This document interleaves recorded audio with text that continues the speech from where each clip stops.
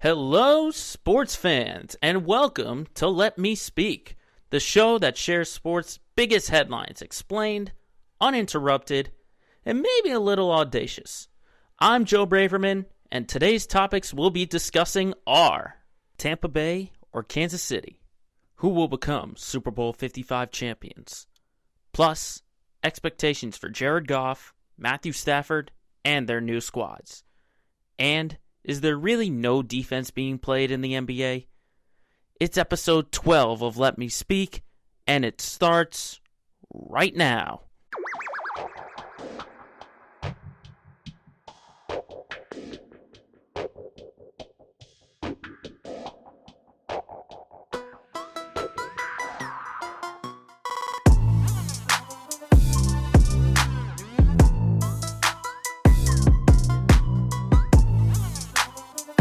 Happy February, everybody, here on Thursday, February 4th, 2021. It's the newest edition of the podcast, Let Me Speak. And of course, this time of year, you can't go anywhere without talking about the big game. That's right, we're talking Super Bowl Sunday, Tampa Bay, Florida, in Raymond James Stadium at 6:30, the Tampa Bay Buccaneers and the Kansas City Chiefs. Now, right now, the over-under is at 57, and the edge goes to the Chiefs at -3, which is very generous. I thought it'd be a lot closer than that.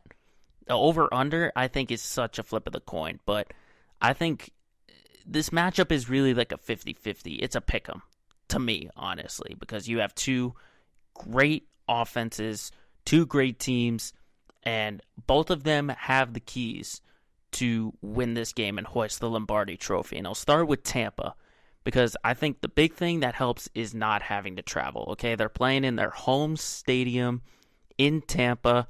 I mean, the Chiefs are going to be arriving a day before the game. There might be a little bit of jet lag here and there, but Tampa is definitely going to benefit from not having to travel the way that Kansas City is traveling. And the offense, to me, is the big thing. They got to score at least 35 points. They got to get 35 points against this Kansas City team. We know that we've seen great offenses in the past be able to put their points up on Kansas City. We've seen that. But the question is, can this offense for Tampa do that against a defense like this? Because we know Kansas City can get those points, but can Tampa get those points? And really, it'll come down to the pass catchers. Mike Evans, Chris Godwin, they need to win their matchups. They got to beat Charvarius Ward and Antonio Hamilton as their defensive backs. And then obviously the safeties will come in, which we'll talk about a little bit later. But I think the tight end matchup also is in favor of Tampa Bay. Because with Kansas City, you just have Travis Kelce as your tight end. That's the big one. For Tampa, you got two great tight ends, Cameron Brate, Rob Gronkowski. And I think they got the advantage over all the defensive backs and the linebackers like Harris, Hitchens, and Wilson. They have the advantage over them. And I think those two need to be heavy in the pass game. They got to be heavy in the pass game, depending on what the matchup is, because I think they have the advantage over the linebackers. They've got them over the safety. I think they win the matchup. But not only the pass game, the run game. I mean, when you've got a two-headed monster with Leonard Fournette and Ronald Jones, you got to use them to your best advantage. And you got to get it established early, because we know, everyone knows what Tom Brady can do when he's passing the ball. But if you give him a strong run game to back it up, he's going to be unstoppable. So this has to be established early. The run game has to be established early. Kansas City in the regular season was 21st in the league in rush defense. So it's hard for them to stop the run. So you get Leonard Fournette going. He had a great game in the previous postseason matchups for the Buccaneers against the Green Bay Packers, against Washington, against the Saints. Great games. But he's got to do it in this one. Now, speaking of early, the first quarter is absolutely huge for this team, for Tampa. And is especially crucial for Tom Brady. Because if you look at the numbers from his past 9 Super Bowl appearances, he's been outscored 24-3 in the first quarter. And especially against this Kansas City team, you need a great start early on. You can't be playing catch-up with this team. You don't want to be playing catch-up.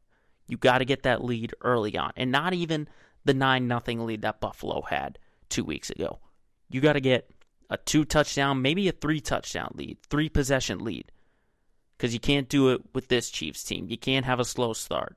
Starting early, you need to set the tone overall, early on. And that's what the offense will do. That's what the defense has to do. They need to keep Mahomes in the pocket. Don't let him work his magic. Don't let him do the shovel pass, all the bootlegs, all the razzle-dazzle that Patrick Mahomes can do. You keep him in the pocket and make him be a standard quarterback, not this once-in-a-lifetime player that you're playing against. You have to make him a standardized quarterback and make him beat you with just some standard throws and those receivers with some route running for Kansas City. Now, on to that Kansas City offense. I think we know all about them, what they can do. I think Kelsey, he's got to dominate all of his matchups. I mean, you got Devin White, who's been playing phenomenal in the postseason. It feels like he's been everywhere for that Bucs defense. You also got Shaquille Barrett and Levante David as your linebackers. And then also, you have your defensive backs as well, like Sean Murphy-Bunting, Carlton Davis. You got the safeties, Antoine Winfield Jr. and Jordan Whitehead. I think Kelsey, he's got the matchup advantage as well over those guys. And I think Tyreek Hill, he can outrun anybody. You could put the best defensive back. I think Tyreek Hill can outrun him. So if he can use his speed, that will help. But you also got those other weapons as well. And I think they're going to be more crucial than ever. I mean, you have Mecole Hardman, Sammy Watkins, Clyde Edwards-Helaire, Le'Veon Bell. You name it, the Chiefs have to use it. And I know that Demarcus Robinson, he's on the COVID list right now. He'll be a factor as well if he can come off that list. Now, what might not get overlooked, I mentioned it last week, was the loss of Eric Fisher. Okay, that torn Achilles, that could be huge for the offensive line. So communication is going to be huge because the Buccaneers, they're going to run a lot of defensive schemes with that D-line, with Vita Vea, with Ndamukong Suh, with JPP, Jason Pierre-Paul. So the communication with that offensive line is going to be absolutely huge to protect Mahomes. You got to be in sync because Eric Bieniemy, what he does with that Chiefs offense, phenomenal play calling. And it's still a shame that he hasn't been given a chance to be a head coach in this league, but that offensive line has got to be on point with each other. On point. Because Patrick Mahomes, he's not going to be able to do everything himself. He'll try to carry it on his back, but he needs help. But from one offensive line to another, that offensive line for Tampa can't let him get to Brady. And I think the defense for the Chiefs is going to have to get after him and get him on the ground. Get a couple sacks, force him out of the pocket. I'm talking to Chris Jones and Frank Clark. You get him out of the pocket, get him unsettled, because Tom Brady, Patrick Mahomes, they're both great, but they have very different styles. Tom Brady, he's great when he's got the pocket and he's not forced out. Patrick Mahomes is great when he has to work in his magic because it seems like he can make any throw from anywhere. And if you can get Tom Brady unsettled in that pocket, make him to throw some bad interceptions like he did against Green Bay, then your defense will get some confidence. But along with that defense comes the safeties, Tyrann Mathieu and Jesse Sorensen. How active are they going to be? What kind of packages are they going to run defensively? If they're going to be more in zone coverage or if they're going to be man-to-man. Maybe they'll unleash him for a couple of blitzes to get after Tom Brady. We don't know what that package is going to be like. Early on, I think just getting some mojo going will be absolutely huge for those safeties. But I think the rest of the game, depending on how active they are, will really tell the story on what Tom Brady will do for that Bucs team. Now, to give you a prediction, it's very tough right now for me to call. Like I said, it's basically a coin toss. I think both teams are capable to win, and all signs are really just pointing to the Chiefs. I mean, they've only lost 2 games in the past calendar year or so, and they've been rolling as the defending champs. But I gotta say, Tampa, Florida, 10 Super Bowls for Tom Brady. I'm still picking the Chiefs. I still think the Chiefs will come away with the victory on that one. I think they're just on too much of a roll, and it's hard to stop this team if they don't have any kind of setback. They've got all their pieces there. They've got a great coach in Andy Reid. They've got the Magic Mahomes, and I think the Chiefs are going to pull this one out. But, for me personally, I don't got the Patriots in this one. I do have Tom Brady. I don't know. I'm going to be a little back and forth with him. I'd like to see some success, but then again, he left. All I'm looking for is a great game, and we'll find out if the Bucs or the Chiefs are going to host that Lombardi Trophy this Sunday.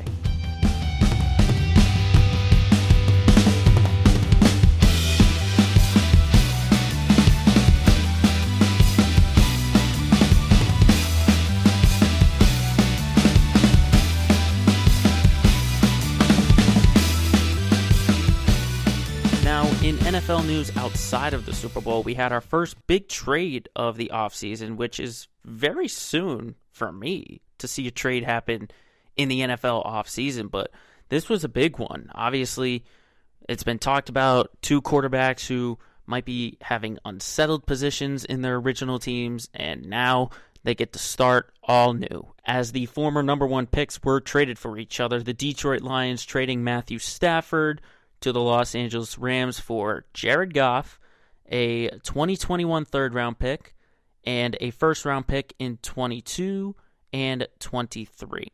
Now, I will say that each side has its pros and cons to this, but where these teams stand is really going to be interesting to watch in the past number of weeks. And it's this trade that is the subject, once again, of the segment we like to call Hot Takes. Oh, hot, hot, hot, hot! Hot, hot, hot, hot, hot, hot! Now, the way I look at this for Detroit is definitely that they're rebuilding. I think they're a rebuilding franchise right now, and I think having a quarterback like Jared Goff will sort of ease into the transition into starting basically a whole new. To me, Jared Goff is just a quarterback that he had a ton of expectations. He was picked number one in 2016 by the Rams. They expected him to be the savior of the franchise and to always be in contention. And he just had those too big expectations, and he just couldn't capitalize. He only made it to one Super Bowl. He went to the playoffs, I want to say, 2 or 3 other times afterwards. But those expectations for him were a little bit unfair. I think he's a good quarterback, and I think he can make the Lions a good team. I don't think the Lions will definitely go over the edge and get themselves into contention, but I do like Jared Goff sort of getting a fresh start, and he doesn't have the expectations of lead us to a Super Bowl, lead us to a championship. I think that's big. But also you have to think about the pieces around Jared Goff for when it gets started. This is going to be a very important offseason for the Lions. I mean, last year they had a ton of injuries. They'll be getting them back, like on the defensive end, Trey Flowers and Desmond Trufant, just to name a few.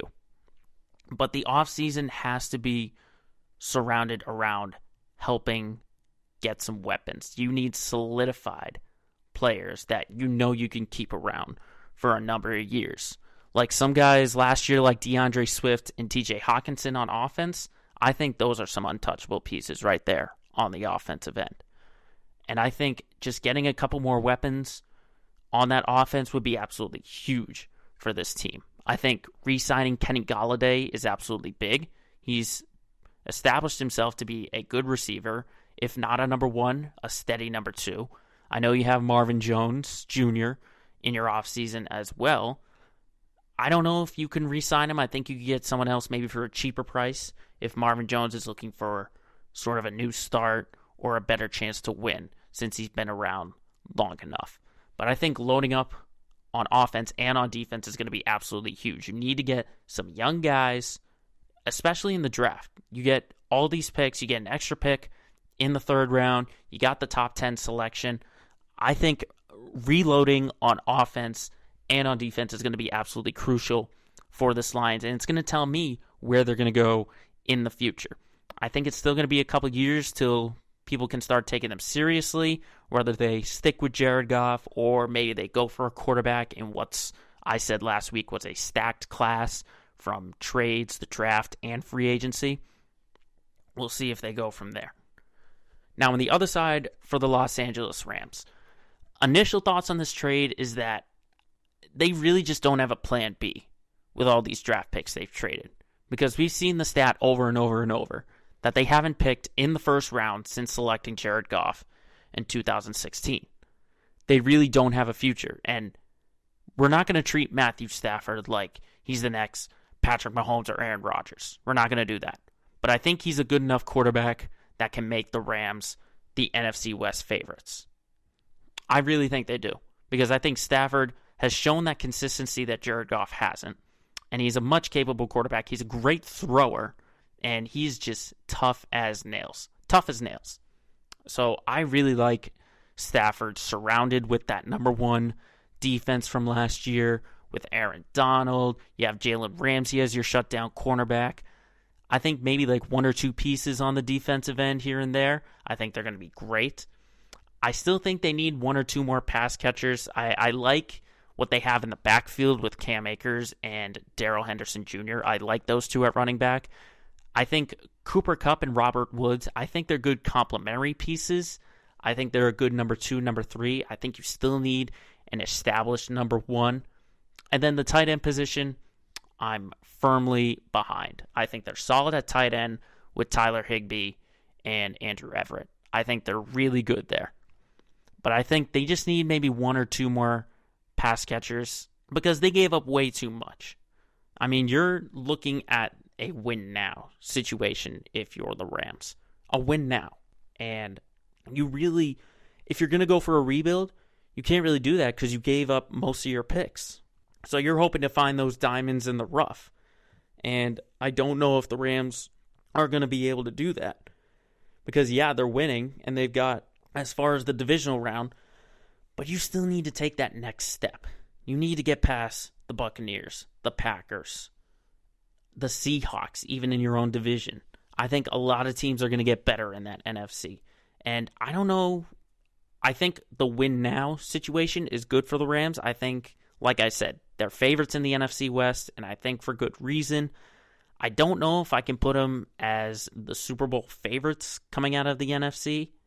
I know there are a lot of questions with Green Bay. What's going to happen with Aaron Rodgers? How many pieces are the Buccaneers going to lose? What's the Saints going to look like? I mean, I would probably put them at number 2 or number 3 right now in the NFC. I can't pick them right now to go to the Super Bowl because I think it's just too early. We haven't even had this Super Bowl this year. We haven't had Super Bowl 55 happen. So I think it's too early to say.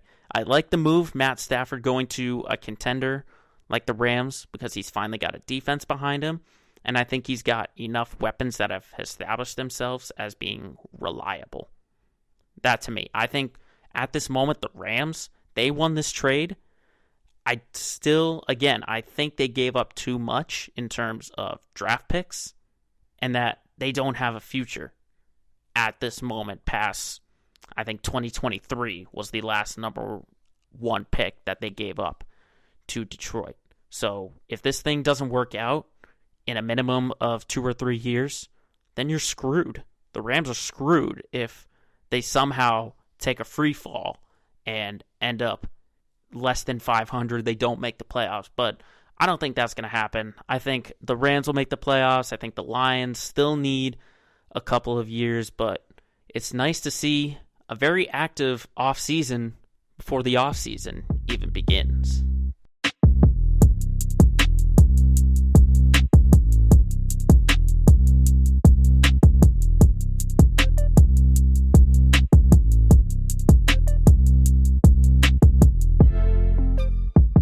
Moving on to the association, we just got the release for early All-Star voting in the NBA.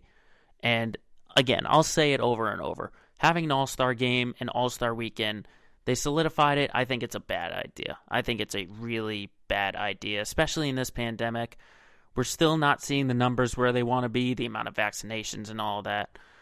But if the NBA wants to put this on, go ahead. We're not we're not going to stop voting. I know I'll definitely be voting, and I got some early predictions for what the lineups for both the East and the West should look like. And I'll start in the Eastern Conference.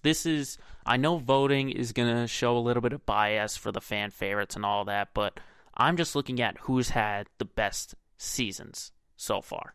Who's had the best seasons, and that's where I'd put them. Now, I'm one of the guys who likes to sort of spread the wealth. I like to spread the wealth. I like to see a lot of teams represented. I don't like seeing multiple teams from the same roster making it, but I will make a couple exceptions here and there.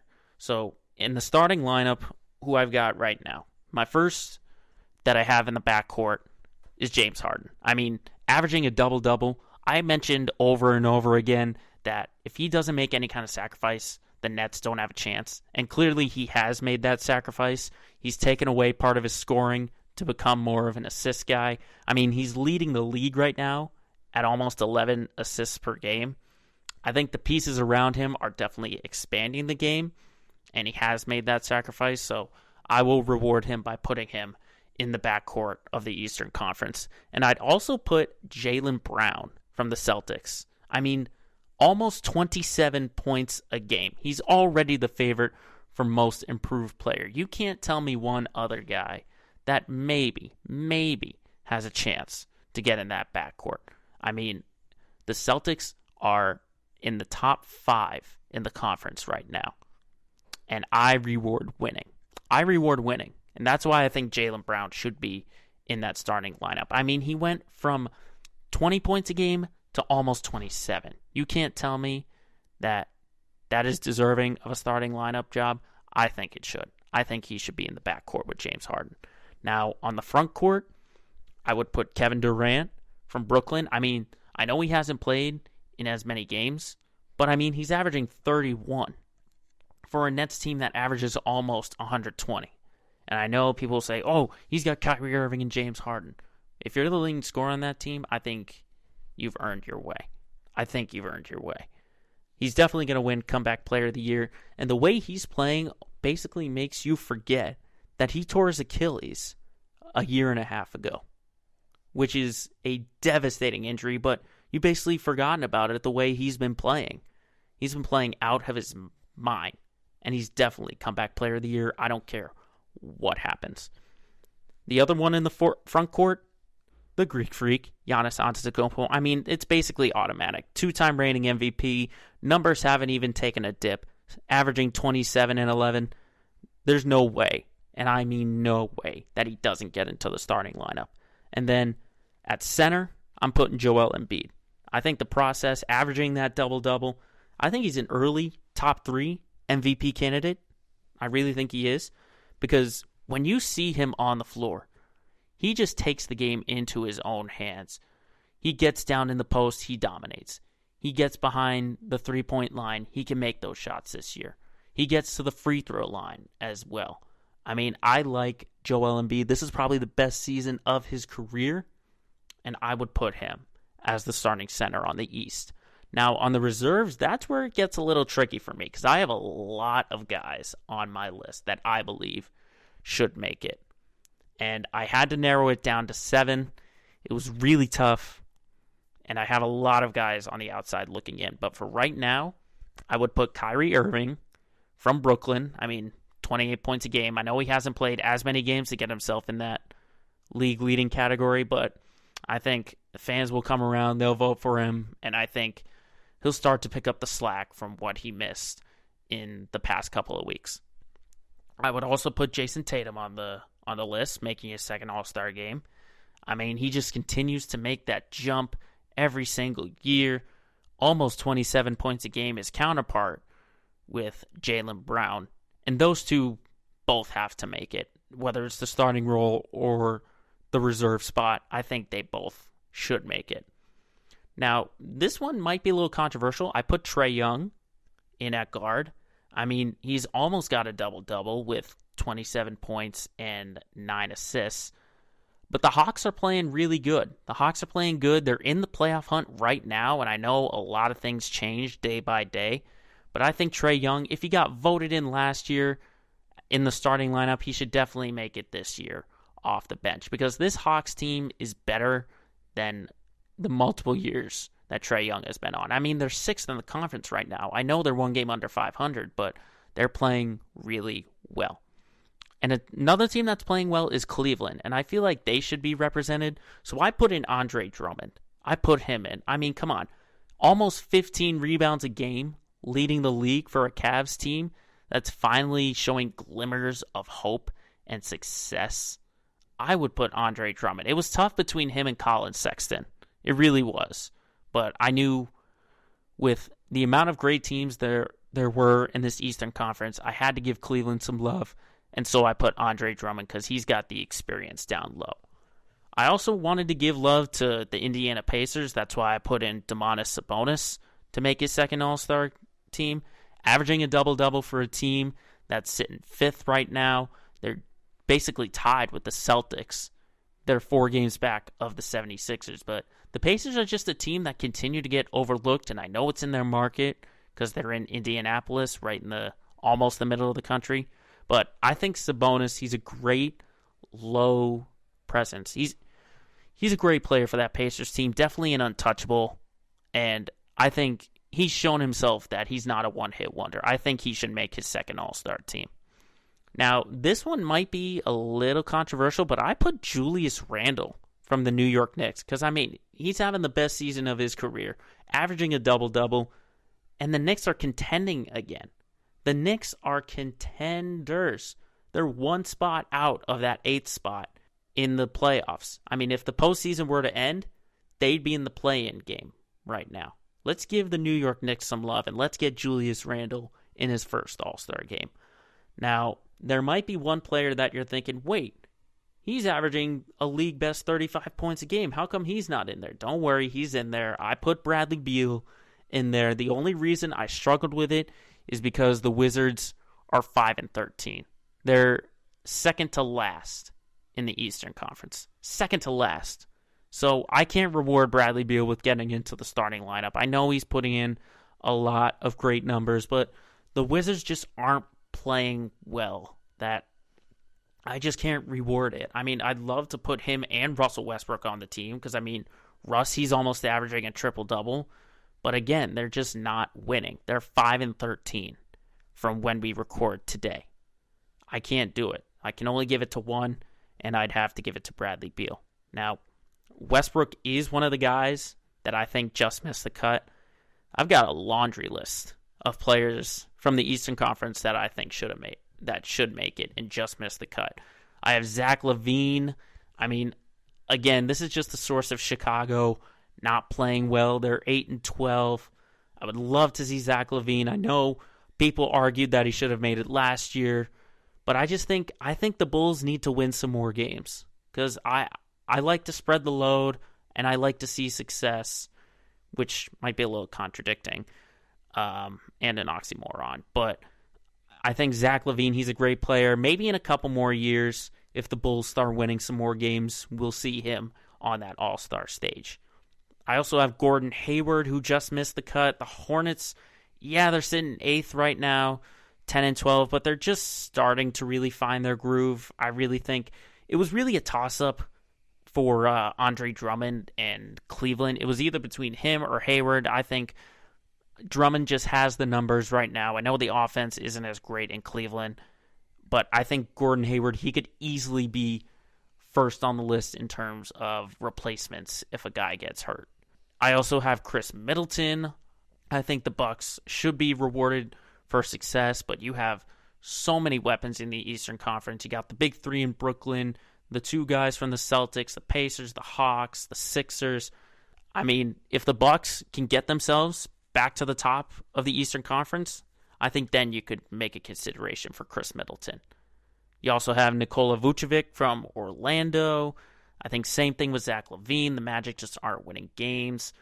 I would love to see 2 Pacers make it. I have Malcolm Brogdon just missing the cut from Indiana. I think, remember, he's a former 6th man of the year. 6th man of the year. And he's gotten himself into the starting lineup, and he's taken over. One of the leading scorers right now for that Pacers team. But, I mean, Sabonis, he just has the more consistent numbers in terms of making a double-double. And then lastly, Bam Adebayo. I would love to see him. He's the leading scorer right now, and I know defensively he's great, but again, the Heat just aren't winning the games. So I would love to see a ton of guys get in, but hey, if you're not winning and you're not scoring, then it's going to be tough to make it. But, I mean, from my list, I've got about probably 8 teams represented, and you know, you're either spreading the wealth or you're sticking to the playoffs teams. But that's what I see right now in the Eastern Conference. Now, on the Western Conference, though, this one, again, it's really tricky right now for me because there are a lot of great players. And I know the voting just came out. They just had their first cuts in terms of fan voting. But looking at the numbers for some of these guys, it's really... It's just tough for me, especially. I would hate to be a voter right now, but I think it's a little more condensed in the Western Conference than it is in the East. And the way I would have my starting 5 right now, I would put Damian Lillard, obviously, in point guard. I mean, almost 30 points a game, nearly 7.5. I think the one downside is that the Blazers are only 7th in the Western Conference right now, and they're getting outscored by almost 2 points in terms of their point differential. I think that's the big thing, but it's about Dame time that Damian Lillard gets himself in the starting lineup. I also have in the backcourt as his mate in the starting lineup, I put Luka Doncic. Now, I know that second spot is really iffy. And I know the Mavericks aren't playing well right now. They're third to last in the Western Conference. But, I mean, you have the numbers that Luka's putting up, 27 a game, almost 10 assists, almost 9 rebounds. That's near triple-double. And I know it's a Russell Westbrook situation, but I think Luka has shown that he can make those strides to get better. And Kristaps Porzingis is back for the Mavericks. So I think the Mavericks have a better shot at getting better than the Wizards and the Russell Westbrook situation. So I got Lillard and Doncic in my backcourt. Front court is pretty much a lock. LeBron James, nothing more to say for the King. I'd say right now he's the MVP favorite, doing what he's doing at 36. I put him there. I put Kawhi Leonard. I mean, Kawhi, the Claw. Nothing more to be said for a Clippers team that is rolling right now. Absolutely rolling. And then at the center spot, I got Nikola Jokic. I think he's an MVP candidate as well. He's putting up triple-double numbers for a Nuggets team that's getting better and better as the weeks go along. I think Nikola Jokic has shown himself to be a starter. I mean, 27 points a game, 12 rebounds a game, and over 8.5 assists. Come on, you can't tell me he doesn't deserve that spot in the starting lineup. I think not. So I'm putting the Joker in as my center. Now for the reserves, this one's a little more tight-knit. I think there are a lot more better teams that can be shown when you look at the standings in that Western Conference. I got Steph Curry, obviously. He's shown himself that he's the sharpshooter that he is. Almost 30 points a game. The one argument, the Warriors are one spot out of the eighth seed. So that's the only argument, but I think Curry's done enough to earn himself back onto the All-Star game. I'm also giving love to Donovan Mitchell. I know some could make the argument that he should be in the starting lineup, considering where the Jazz are at the top of the Western Conference with the Clippers.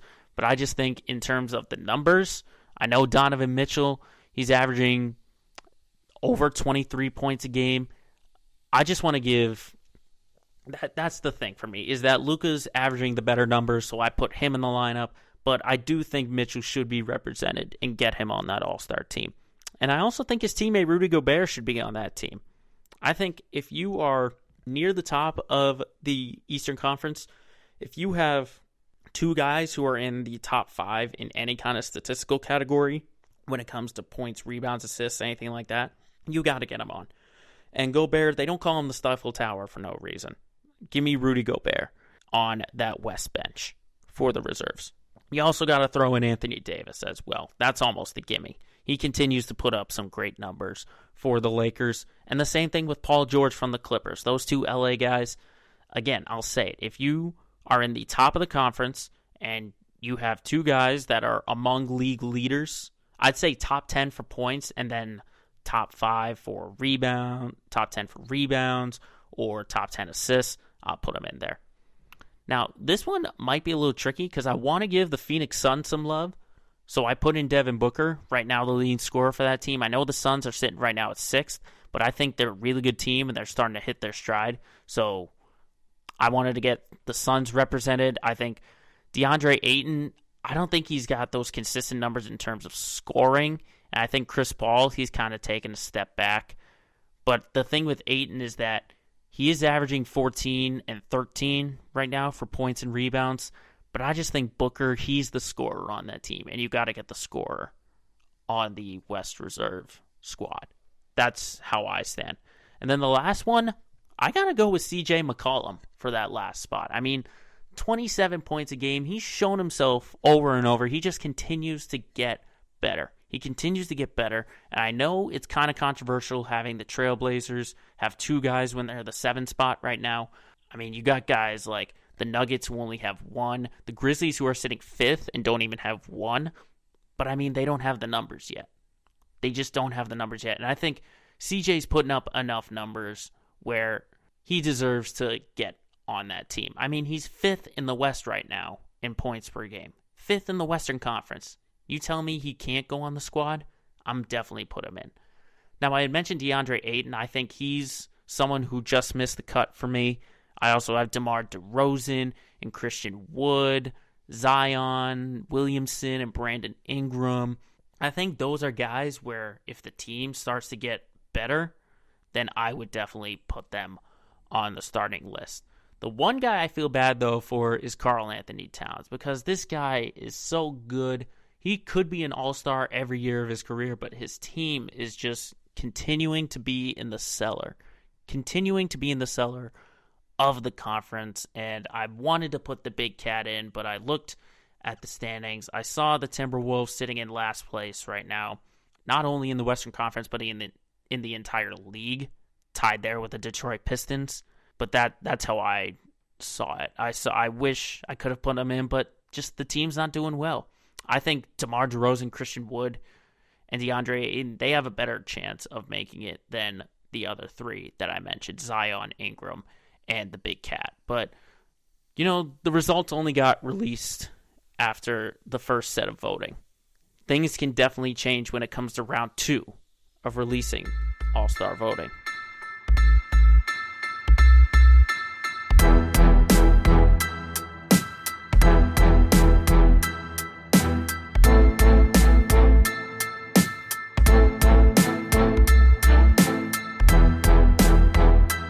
Now it is once again time to head to the region of New England and get local. Let's get local once again. And I know we had made history last week with talking about all 4 New England, Boston teams.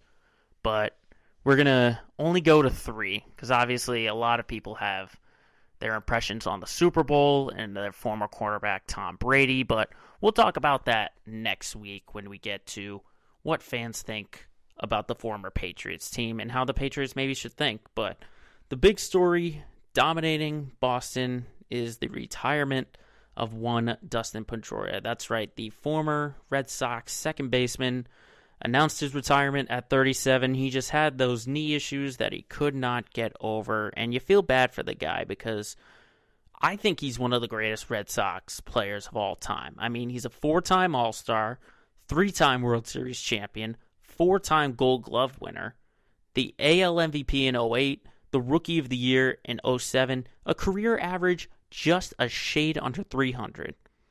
And he's just one of those guys where it's not the size of the dog in the fight, it's the size of the fight in the dog.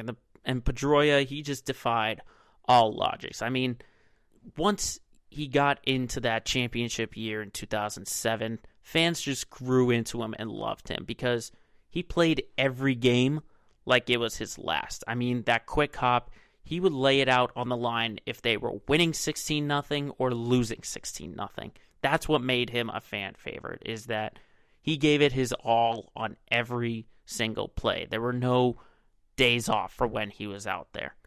And just the knee issues that he was dealing with, I really do think that just that slide by Manny Machado 4 years ago just ruined it all. It sent him on a downward spiral. And I would have loved to see him go in that sort of right off into the sunset season like Big Papi David Ortiz did 5 years ago. But it was just that slide, and we all kind of knew. I think Red Sox fans knew that he was retired, but he wasn't officially retired. And then just him making it official will make it official, and fans can kind of live with it, and you can plan for a future without him. Now, the question that will come up for years and years until he's eligible is he a Hall of Famer? Is he going to be in the Baseball Hall of Fame? I mean, personally, not speaking as a Red Sox fan, but speaking as a baseball fan, I think he does deserve to get into it, because you've got a guy, he's basically the shortest guy. He's always going to be the shortest guy out there, and he just had the hardest uppercut swing that I remember. It's similar to what I said about giving it all. That swing made you think that he was swinging for the fences every single time. And he's a second baseman. If he can pull off the numbers that he had getting the MVP, he's only one of 3 Red Sox players to have 100 home runs and 100 steals in his Red Sox career. I say you put him in. I mean, it's not so much about the statistical category, but you got to look at what he did on the field. And what he did on the field in terms of maybe saving runs, turning double plays. I mean, come on. You can't tell me he doesn't belong in Cooperstown. I think he does. Maybe not a first ballot, but maybe in the second or third year, voters will start to come around and understand how special of a player Pedroia was. And I honestly think that he's going to be a coach sometimes in the future, maybe a manager, but he did say in the press conference he's going to take a couple of years. He's going to wait till his kids move out of the house, start to get their own life.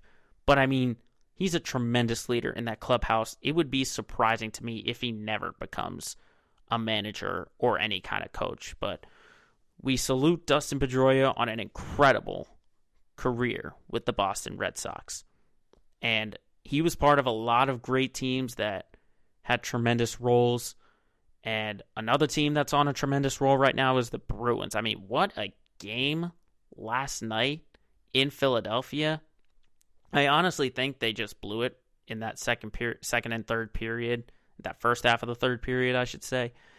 I mean, they were up 1-0, 12 seconds into the game, Pasta scoring that goal, and then the Flyers come back, take the 3-1 advantage. Then it goes 3-2, then it's 3-3, 12 seconds to go, they get the 6-on-4, and then Bergeron wins it in overtime with the power play goal.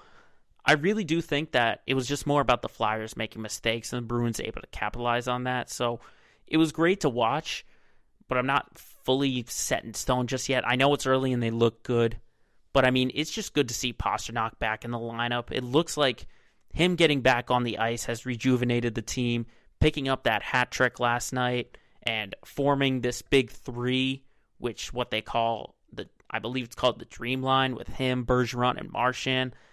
I think they look good. I think they really do look good. But I just think the team has these lulls now and again, especially in the second and at the beginning of third periods, where they just kind of take their foot off the gas and they don't really hammer home the point. I think that's what they got to do. They got to start doing that more consistency.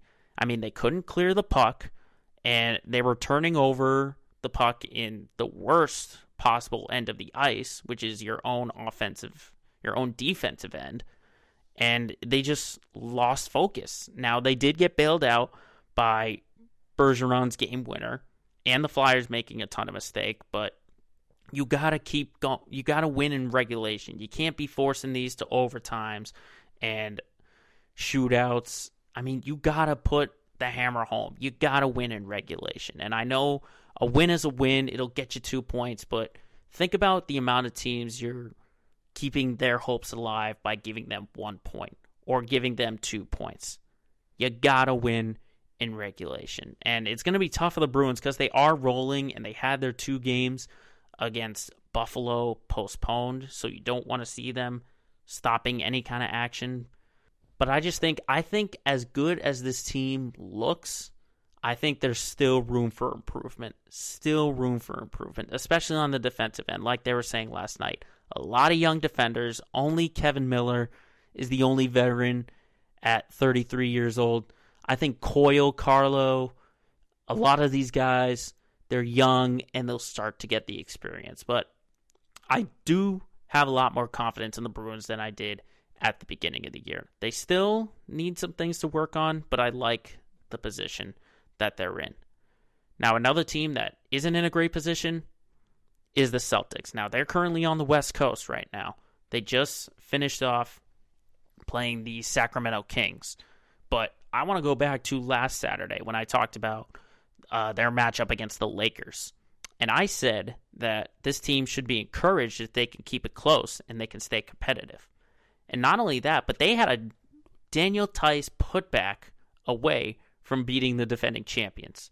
I mean, I think no matter what, they should be encouraged by taking it to the limit with the Lakers. I mean, they held them under 100 points. They only gave them 96 to a team that has LeBron James, Anthony Davis, Marc Gasol, Dennis Schroeder, you name it, all of the offensive weapons that they have, they held them to 96. 96. So I think you should be really encouraged by that. What you shouldn't be encouraged, though, by is that game last night against the Sacramento Kings. I mean, they just have a ton. It just seems like over the past number of weeks, they've been having a ton of defensive lapses. Ton of lapses where they're just allowing whoever it is to get back into the game. We saw it a couple weeks ago against the Spurs, last night against Sacramento. I mean, they just need to learn how to play a full 48 minutes. Because we saw them make the comeback, they had the lead, and then they just let De'Aaron Fox and Tyrese Halliburton just go nuts on the offensive end. And I just think the Celtics, I know they didn't have Kemba Walker or Marcus Smart, I know they don't have the pieces, but they just got to learn to play a full 48 minutes. They can't have any defensive lapses. Because they had one at the end of, I want to say it was the third quarter, where it was basically a prayer sent up by Buddy Hield, and then I forget who it was that had the putback, but they just stood there and let the ball hit off the backboard. Meanwhile, Sacramento gets 2 extra points heading into the fourth quarter. You can't have that, especially with the games coming up they've got. You know, traveling to Los Angeles to face the Clippers, then to Phoenix, and then to Utah. You can't do it against those 3 teams. But I think they're still in a good position considering that they're not at full strength. You know, they still have to get Marcus Smart back. They got to get Peyton Pritchard back. I think once we see this team at full strength, they're going to be a tough team to beat with. But all they got to do is survive the West Coast so they can come on home and continue their hot run in the Eastern Conference.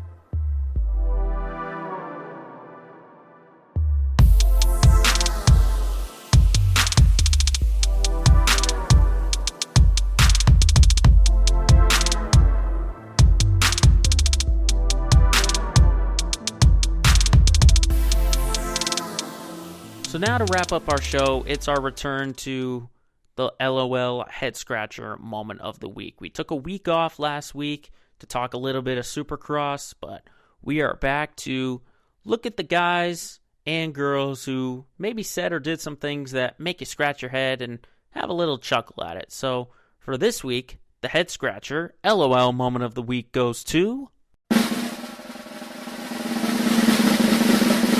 Isaiah Thomas. Now, just to clarify, this isn't Bad Boys Isaiah Thomas. This is 5'9" Isaiah Thomas. Current Isaiah Thomas. Isaiah. That Isaiah.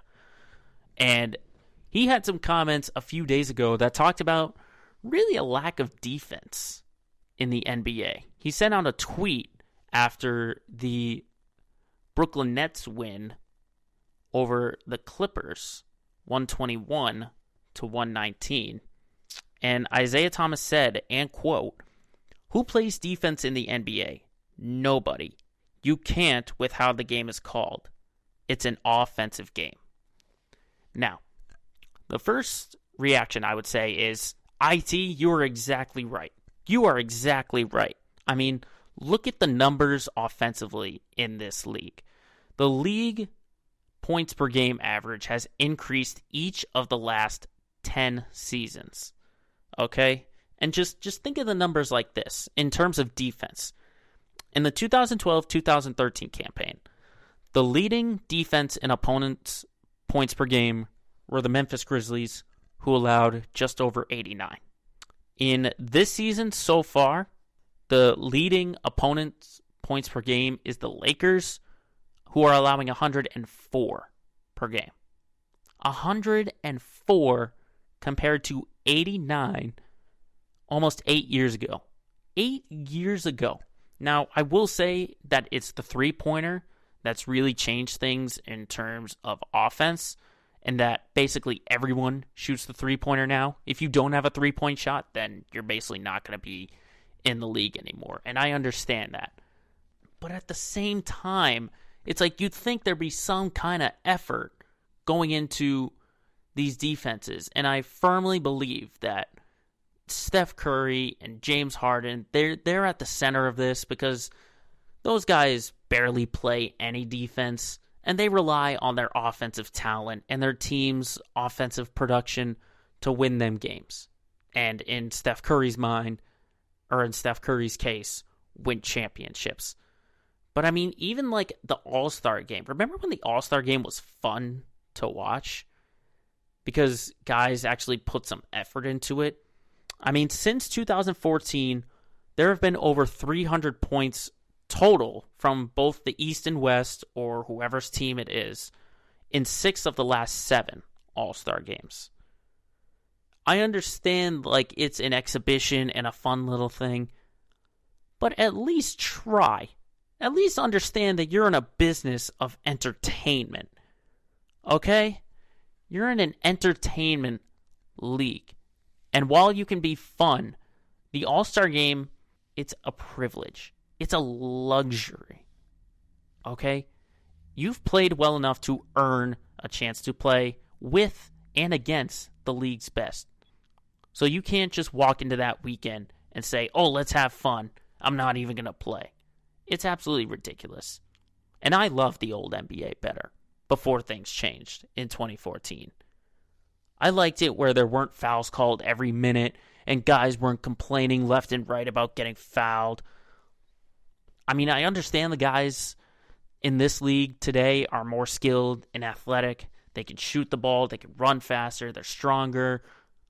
But still, like, you got to have the Kobe Bryant mindset of competing every single time, no matter what game it is. If it's an all-star game or if it's a regular season game, a postseason game, you got to have that mindset. And I'm someone who firmly believes that defense will still win championships. We'll find that out in the postseason, that you'll still see the big defensive plays be that X factor. I mean, look at Bam Adebayo against the Celtics. Look at LeBron James versus the Warriors back in 2016, that infamous block. And I ultimately do think defense will reign supreme when it comes down to postseason play. But in the regular season, it's just not fun to watch score and score and score. I'm someone who loves to see some good defensive plays, a block at the rim. I'd love to see the one-on-one isolation, where you're really going to have to work to break a guy's ankle. You really are. I mean, look at what happened a couple weeks ago with Damian Lillard and Russell Westbrook. I mean, they both got 6 points in less than 7 seconds. 7 seconds. And that was, I understand it's great talent, but that's just being careless and not really caring on the defensive end. I mean, I know you're trying to contest, but just defense is not the way it was back then. It's just not the way it was.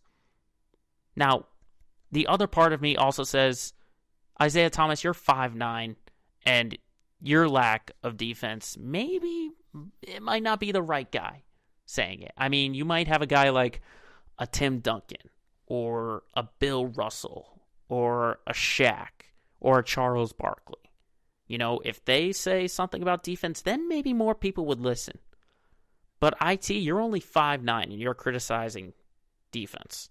Have you looked in the mirror at your defense?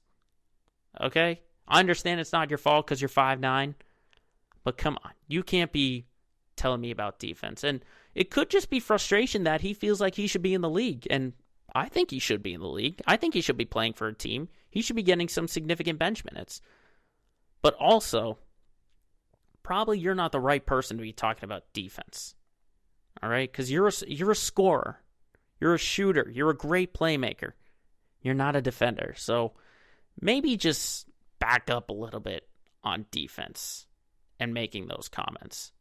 And maybe just take this award for being this week's head scratcher. LOL. Moment of the week.